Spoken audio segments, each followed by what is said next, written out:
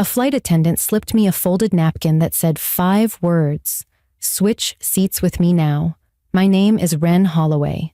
I'm 26 years old and I work as a freelance graphic designer in Portland, Oregon.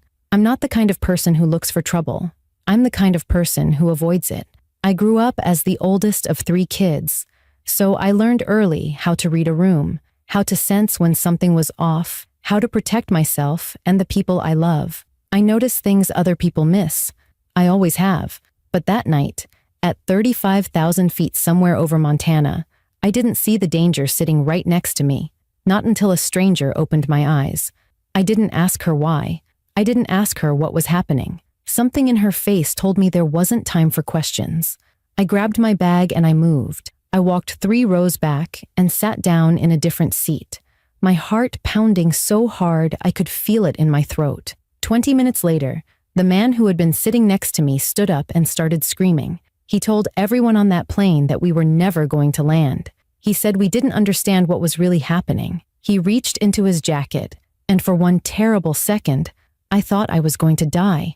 That's when I learned the truth about the woman who saved my life. She wasn't a flight attendant. She was an undercover federal air marshal, and she had been watching the man beside me since before we even took off. If you're new here, make sure you hit that subscribe button and drop a comment telling me where you're watching from tonight. I want to know who's here with me for this story. Now let me take you back to where it all started. It was a Thursday night in late May, and I was sitting in Gate B7 at Seattle-Tacoma International Airport, waiting to board a red-eye flight to Chicago. The departure board said we would start boarding at 10:45 p.m.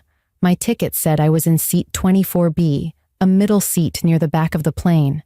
Not glamorous, but it was the cheapest option, and I wasn't in a position to be picky. I was going home for my little brother's college graduation. His name is Theo, and he's 22 years old, 6 years younger than me. He's the baby of our family, the one who made our parents laugh when the rest of us were too serious, the one who could talk his way out of any trouble he got himself into. He was also the first person in our family to finish a 4-year degree, and there was no way I was going to miss watching him walk across that stage. Our parents, Donna and Ray Holloway, had been planning this celebration for months. My mom had called me at least 10 times in the past 2 weeks to go over the details, what time my flight landed, what I wanted for dinner the first night, whether I had remembered to buy Theo a graduation gift. I told her yes every time, even though I had only bought the gift that morning in a panic at the airport bookstore. I hadn't been home in almost a year. Freelance work keeps me busy, and flights aren't cheap when you're paying your own way. But Theo graduating was different. This was the kind of moment you show up for, no matter what. I was tired that night, bone tired. The kind of tired that makes your eyes burn and your thoughts move slow like honey. I had stayed up until 3 a.m. the night before finishing a logo design for a client who needed it by morning. I slept for 4 hours, packed a bag, and headed to the airport. My plan was simple. Get on the plane, fall asleep before takeoff, wake up in Chicago. That plan didn't work out the way I expected. When they called my boarding group, I grabbed my backpack and joined the line. The plane was one of those standard domestic jets. Nothing special. About 2/3 full. I found my row near the back and squeezed past the man in the aisle seat to get to my spot in the middle. The window seat was already taken by a teenage girl, maybe 16 or 17, with long brown hair and oversized headphones. She didn't look up when I sat down. She just leaned her head against the window, closed her eyes, and checked out completely. I envied her. I wished I could do the same. The man in the aisle seat was a different story. He looked like he was in his mid-40s, with thinning gray hair and a face that might have been handsome once, but now just looked tired. He was wearing khaki pants and a blue button-down shirt that was wrinkled like he had been traveling all day. When I sat down, he turned to me with a smile that showed too many teeth. "Heading to Chicago?" he asked. I nodded. "Yeah, family stuff." Nice. I'm Dale, by the way." He stuck out his hand, and I shook it because that's what you do. His palm was damp. "Ren," I said. "Pretty name. Like the bird?" "Yeah, like the bird." I turned away and pulled out my phone, hoping he would take the hint. He didn't. For the next 10 minutes, While the rest of the passengers boarded and the flight attendants did their safety checks, Dale kept talking. He told me he was a sales rep for a medical supply company. He told me he traveled almost every week. He told me his ex-wife lived in Chicago, and that was part of why he was going, even though I hadn't asked. He asked me what I did for work, where I lived, whether I had a boyfriend. I answered in short sentences, 1 or 2 words when I could get away with it. I wasn't trying to be rude, but something about him made my skin crawl. It wasn't anything I could point to exactly. He wasn't threatening. He wasn't aggressive. He was just too much. He sat too close. He leaned in when he talked. He watched me when he thought I wasn't paying attention, and I could feel his eyes on me even when I was staring at my phone. I told myself I was being paranoid. I told myself he was just a lonely guy who wanted someone to talk to on a long flight. I told myself a lot of things that night that turned out to be wrong. The plane took off a few minutes after 11. The lights in the cabin dimmed, and most of the passengers settled in for the 5-hour flight. I put in my earbuds and tried to sleep, but I couldn't relax. Dale had finally stopped talking, but I could still feel him next to me. His arm kept brushing against mine on the armrest. His leg kept shifting closer to my space. About an hour into the flight, a flight attendant came down the aisle with the beverage cart. She was maybe in her mid-30s, with dark hair pulled back in a neat bun and a calm, professional expression. Her name tag said, Nadia. She moved smoothly between the rows, handing out drinks and snacks with practiced efficiency. When she reached our row, she looked at each of us in turn. The teenager wanted nothing. Dale ordered a whiskey. I asked for a ginger ale. Nadia handed me my drink, and for just a second, our eyes met. There was something in her gaze I couldn't quite read, something sharp, something watchful. It lasted less than a heartbeat, and then she moved on to the next row. I didn't think much of it at the time. I just sipped my ginger ale and tried to ignore the man beside me. I had no idea that woman was about to change everything. The first hour of the flight passed slowly. I couldn't sleep no matter how hard I tried.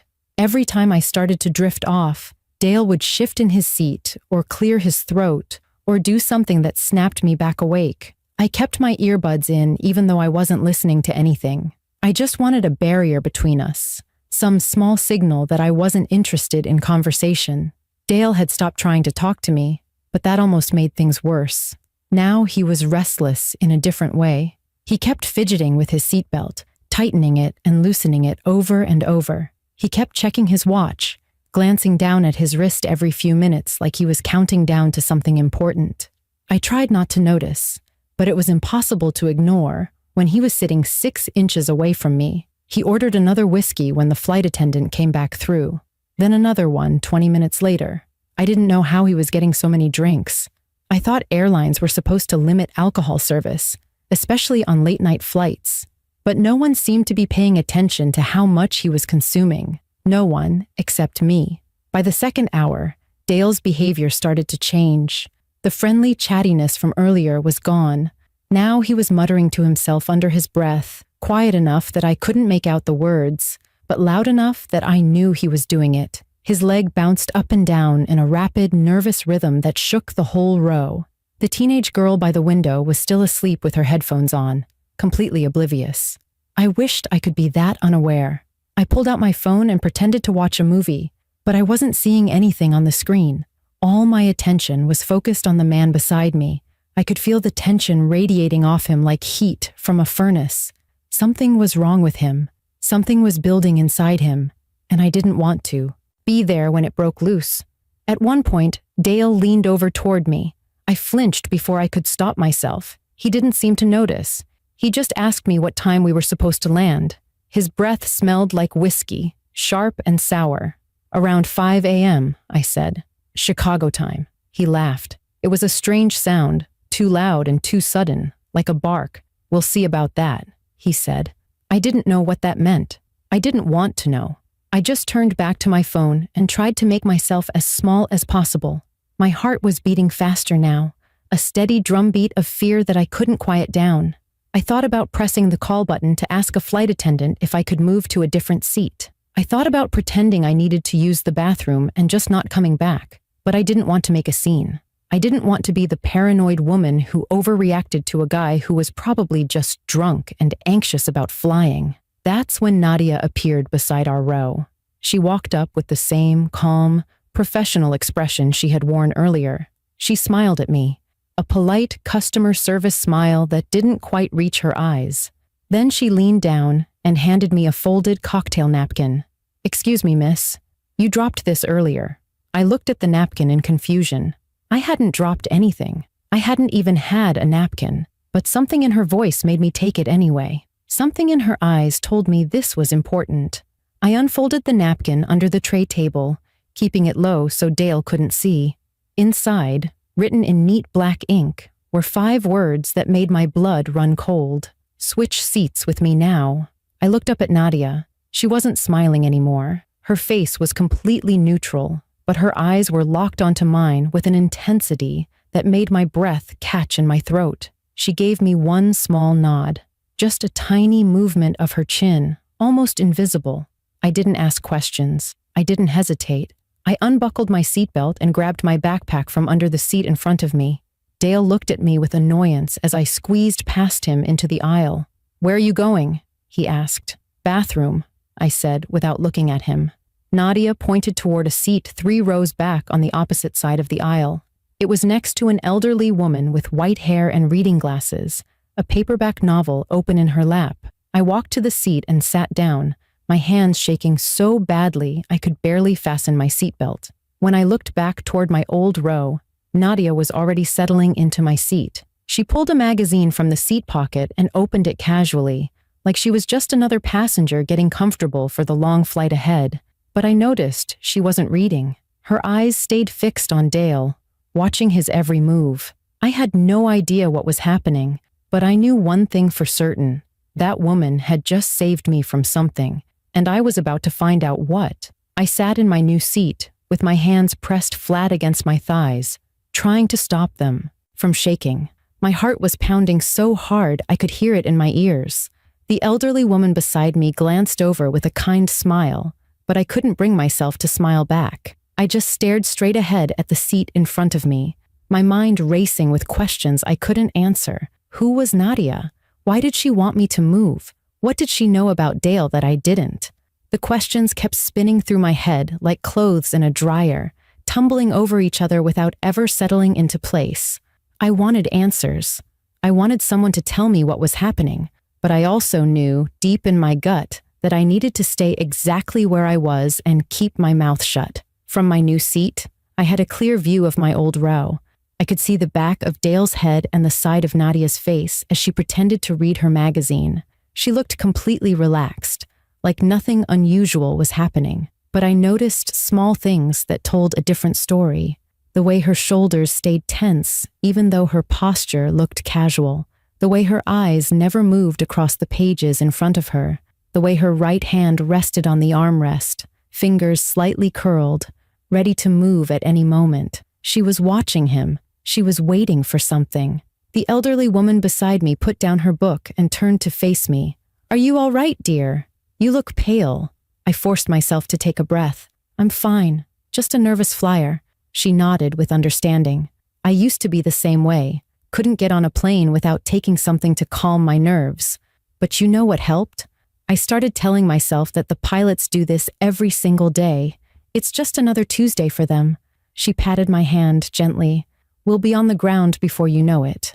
Her name was Estelle, and she was flying to Chicago to visit her grandchildren. She told me about them for a few minutes, her voice soft and soothing. A boy named Marcus, who was learning to play the trumpet. A girl named Lily, who wanted to be a veterinarian. I tried to focus on her words, tried to let them distract me from the fear coiling tight in my stomach, but I couldn't stop glancing toward my old row. I couldn't stop watching Nadia. 10 minutes passed, then 15. The cabin was quiet. Most of the passengers were asleep, their reading lights off, their seats reclined as far as they could go. A flight attendant walked through the aisle collecting trash, her footsteps soft on the carpeted floor. Everything seemed normal. Maybe I had overreacted. Maybe Dale was just a drunk guy with bad social skills, and Nadia was just a flight attendant who noticed I was uncomfortable and offered me a way out. Then Dale stood up. It happened so fast. 1 second, he was sitting still, and the next, he was on his feet, his body rigid and trembling. He turned to face the rest of the cabin, and I could see his face clearly for the first time since I moved. His eyes were wild. His jaw was clenched so tight the muscles in his neck stood out like ropes. "Listen to me," he said. His voice was loud but shaky, like he was fighting to control it. "All of you need to listen to me right now." Passengers started waking up. Heads turned. Someone a few rows ahead whispered something to their seatmate. A baby started crying near the front of the plane, a thin wail that cut through the silence. "You think this plane is going to land in Chicago?" Dale laughed. That same sharp bark I had heard earlier. "You think everything is fine? None of you understand what's really happening. None of you see what I see." A real flight attendant hurried down the aisle from the front of the plane, her face tight with concern. "Sir, I need you to sit down. You're disturbing the other passengers." Dale didn't sit down. He turned toward her with his hands raised, palms out, like he was surrendering or maybe preparing to push her away. "Don't come near me. Don't any of you come near me." But Nadia was already moving. She rose from her seat in one smooth motion, calm and controlled, and positioned herself between Dale and the rest of the cabin. Her whole demeanor had changed. She wasn't pretending anymore. She wasn't playing the part of a friendly flight attendant making small talk over the beverage cart. She was a wall, a shield, something solid and unbreakable standing between us and whatever Dale was about to do. "Everyone stay in your seats," she said. Her voice carried through the cabin, steady and commanding. "Stay calm and stay seated." I gripped the armrest so hard my knuckles turned white. Beside me, Estelle had gone completely still, her book forgotten in her lap. The whole plane held its breath, and then Dale reached into his jacket. The moment Dale's hand went inside his jacket, the whole cabin erupted. Someone screamed near the front of the plane. A man a few rows ahead jumped to his feet like he was ready to fight. The baby's crying got louder, a shrill sound that pierced through everything else. I couldn't move. I couldn't breathe. All I could do was stare at Dale's hand, disappearing into his jacket, and wait for the worst moment of my life. But Nadia was faster than anyone I have ever seen. She moved like water, smooth and unstoppable. Before Dale could pull his hand back out, she grabbed his wrist and twisted it hard. He let out a yelp of pain and surprise as she spun him around and forced his arm up behind his back. In less than 2 seconds, she had him face down on the empty seat beside them, his cheek pressed against the fabric, his arm pinned at an angle that made him completely helpless. "Don't move," she said. Her voice was calm but firm, the kind of voice that left no room for argument. "Stay exactly where you are." Dale wasn't fighting anymore. Whatever rage or madness had been driving him seemed to drain out of his body all at once. He went limp under Nadia's grip, and I could hear him sobbing, deep, broken sobs that shook his whole body. "I just wanted it to stop," he kept saying. "I just wanted it to stop." 2 men from the seats nearby rushed forward to help, but Nadia waved them back with her free hand. "I've got him. Everyone stay in your seats." She reached into her pocket and pulled out a small black radio that I hadn't noticed before. She pressed a button and spoke into it quickly and clearly. "This is Federal Air Marshal Nadia Chen. I have a passenger restrained in row 24. Situation is contained. Requesting zip ties and medical assessment upon landing." Federal Air Marshal. The words echoed in my head like a bell. She wasn't a flight attendant. She had never been a flight attendant. She was a federal agent who had been on this plane the whole time, watching and waiting for exactly this kind of situation. One of the real flight attendants hurried over with a set of plastic zip ties. Nadia secured Dale's wrists behind his back with quick, practiced movements. He didn't resist. He just kept crying, his face wet with tears and snot, mumbling words I couldn't understand anymore. I looked down at the floor near their feet and saw what had fallen from Dale's jacket. It wasn't a weapon. It was a small orange bottle of pills, the kind you get from a pharmacy, and a crumpled piece of paper that looked like a letter. The pills had scattered across the carpet, little white tablets rolling under the seats. Whatever Dale had been planning, whatever dark place his mind had taken him to, It wasn't about hurting other people. It was about hurting himself. The next 20 minutes felt like hours. The captain came on the intercom and told everyone to remain calm, that the situation was under control. The flight attendants walked through the aisles, checking on passengers, offering water and reassurance. Nadia stayed with Dale the entire time, speaking to him in a low voice I couldn't hear. At some point, she got him to sit up in the seat, his hands still bound behind him, his head hanging low. When things had finally settled into an uneasy quiet, Nadia walked back to where I was sitting. She crouched down in the aisle so we were at the same level, her face tired but kind. "You did good," she said. "I know that was scary, but you did exactly the right thing." I didn't know what to say. My voice came out small and shaky. "How did you know? How did you know something was wrong with him?" "I noticed him watching you when you boarded," she said. "The way he was talking to you, the way he kept checking his watch, the way his behavior kept getting more erratic. I've been doing this job for 8 years. You learn to recognize the signs." She paused and looked at me with something like respect. "I couldn't explain everything to you in that moment. I just needed you to trust me. And you did. What if I hadn't?" I asked. "What if I had just ignored the note?" Nadia's expression softened. "Then I would have found another way. But I had a feeling about you. You had smart eyes. You were paying attention to your surroundings, even when you didn't realize it. I took a chance that you would understand." She stood up and put a hand briefly on my shoulder. "When we land, there's going to be police and paramedics waiting. They'll want to talk to you, just to get your statement. It won't take long." She gave me a small nod, the same one she had given me before I switched seats. "You're going to be fine, Ren." She remembered my name. I hadn't even realized she had heard it when Dale and I introduced ourselves hours earlier, but she had been listening the whole time, watching, protecting people like me without us ever knowing she was there. The plane landed at O'Hare International Airport just after 5 a.m. Chicago time. The sun was starting to rise, painting the sky outside the windows in shades of pink and orange. It should have been beautiful, but I was too exhausted to appreciate it. My body felt heavy and hollow at the same time, like I had run a marathon without moving from my seat. The captain asked everyone to remain seated while the authorities boarded the plane. 2 police officers came on first, followed by a pair of paramedics with a stretcher. They went straight to Dale, who was still sitting in row 24 with his hands bound and his head down. He didn't struggle when they helped him to his feet. He didn't say anything at all. He just let them guide him down the aisle and off the plane, his face blank and empty. The paramedics followed close behind with the stretcher they didn't end up needing. I watched him go and felt something I didn't expect. I felt sorry for him, not for what he did, not for the fear he caused, but for whatever pain had driven him to that breaking point. He wasn't a monster. He was a man who had lost his way somewhere along the line and ended up 30,000 feet in the air with a bottle of pills and a crumpled letter that probably said goodbye. After Dale was gone, the rest of us were allowed to leave the plane.